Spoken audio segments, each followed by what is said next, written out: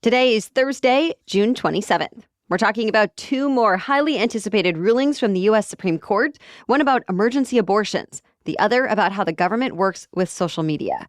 Also, what to expect from the first presidential debate of the 2024 election season happening tonight. Plus, a new surge of a mosquito-driven virus, how this year's top NBA draft pick made history, and who's dominating in streaming? Here's a hint. It's not Netflix, Hulu, or Disney. Those stories and even more news next. Welcome to The Newsworthy. All the day's news in around 10 minutes. Fast, fair, fun, and on the go. I'm Erica Mandy. Thanks so much for being here. You ready? Let's do this.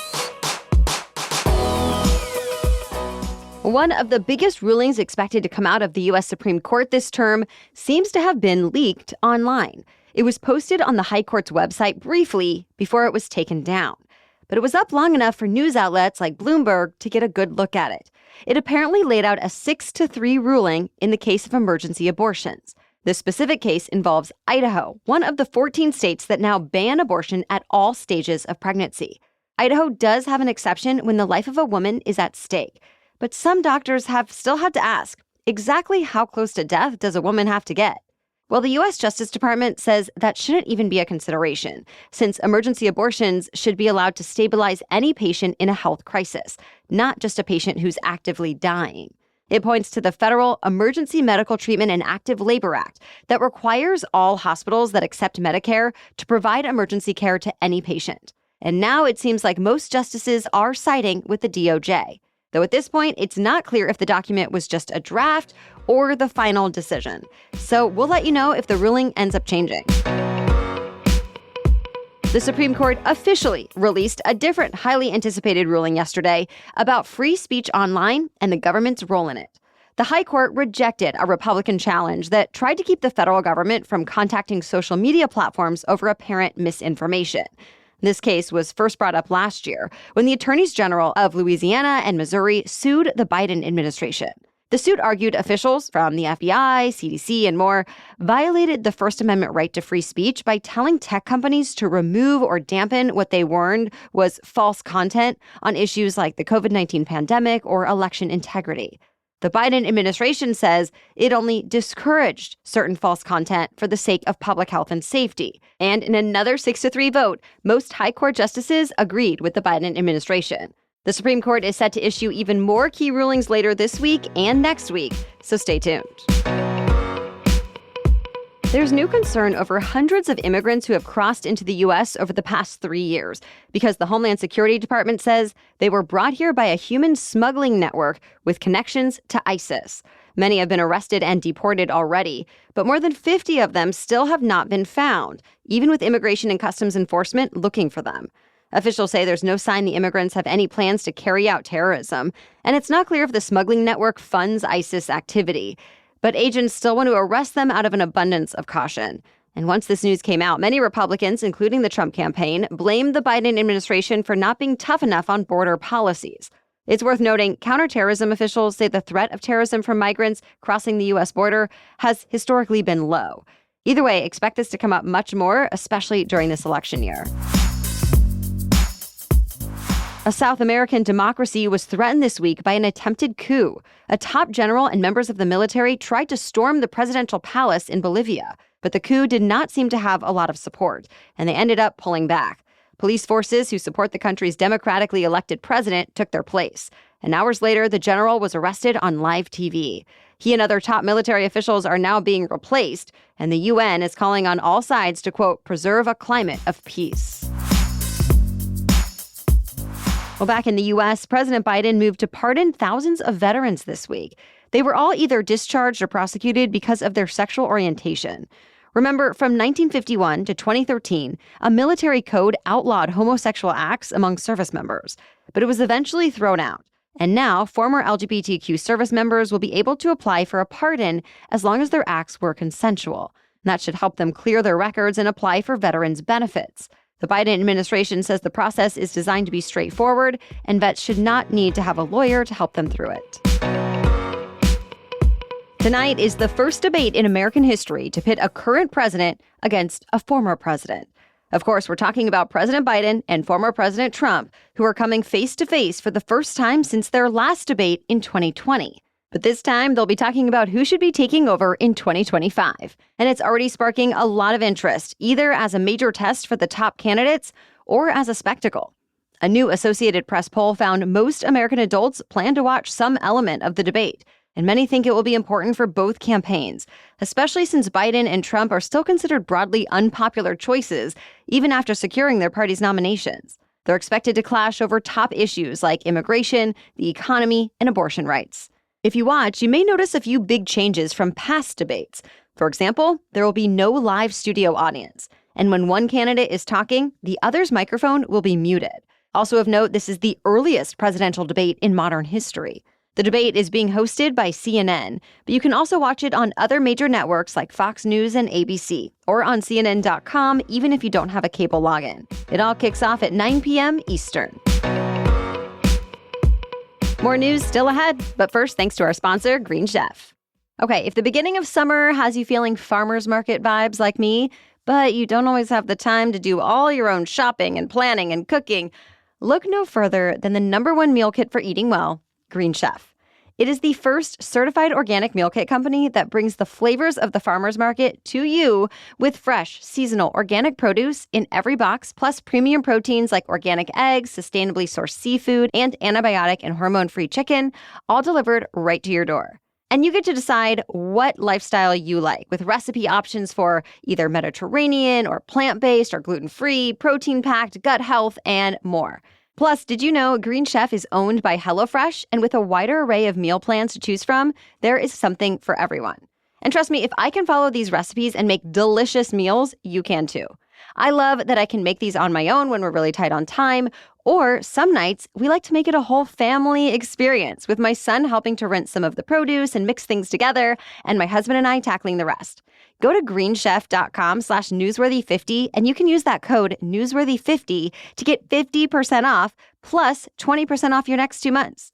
Again, go to greenchef.com/newsworthy50 and use that code newsworthy50 to get 50% off plus 20% off your next 2 months. Now back to the news.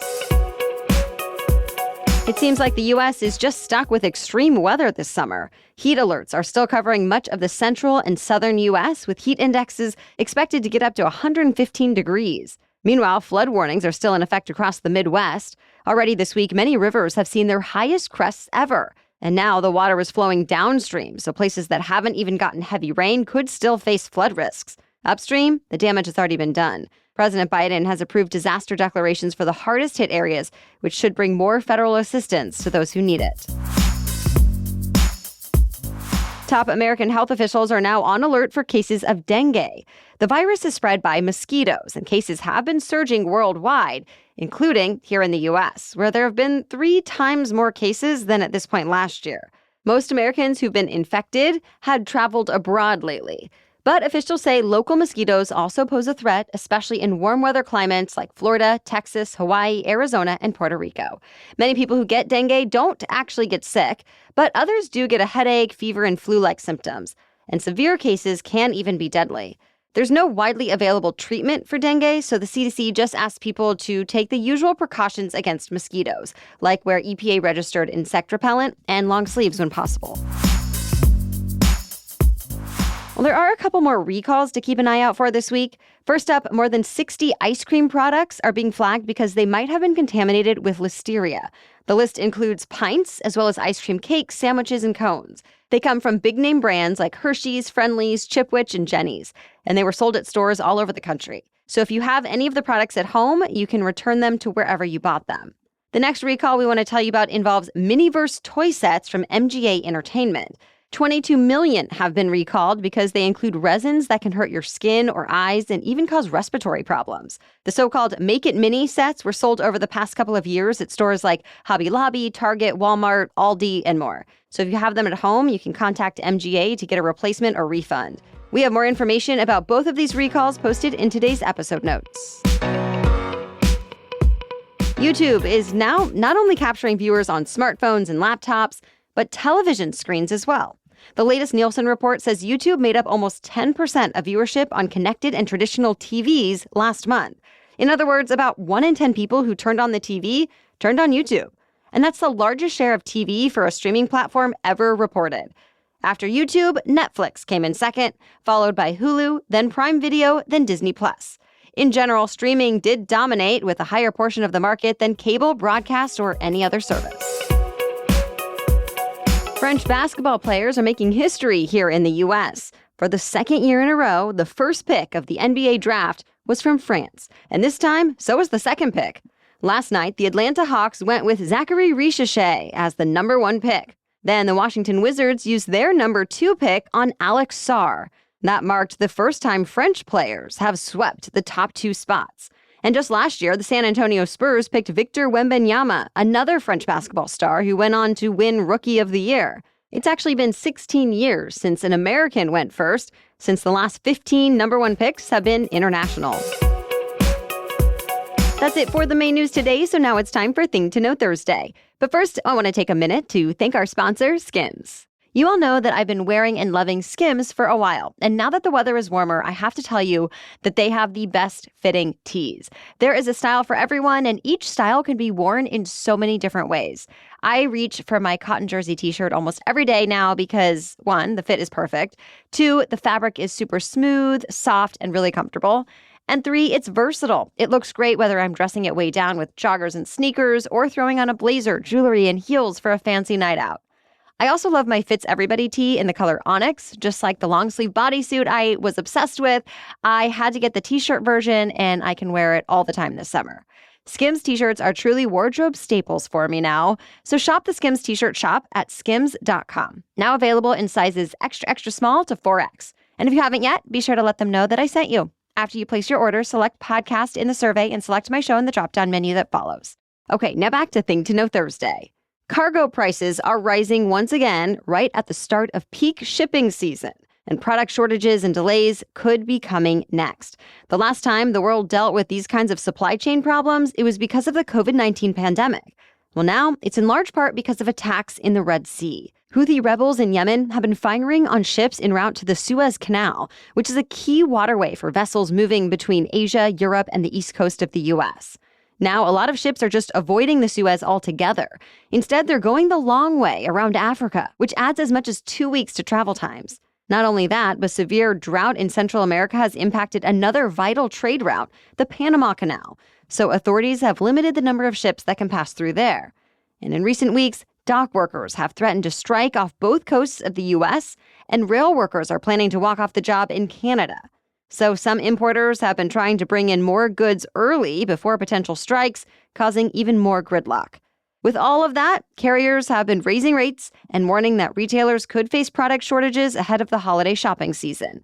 The disruptions could also make inflation worse. But for now, no one knows exactly how long these latest issues will last or how much of an impact they'll have. All right, thank you so much for listening today and for making us part of your daily routine. We will catch you up on more news to know tomorrow. Until then, have a great day.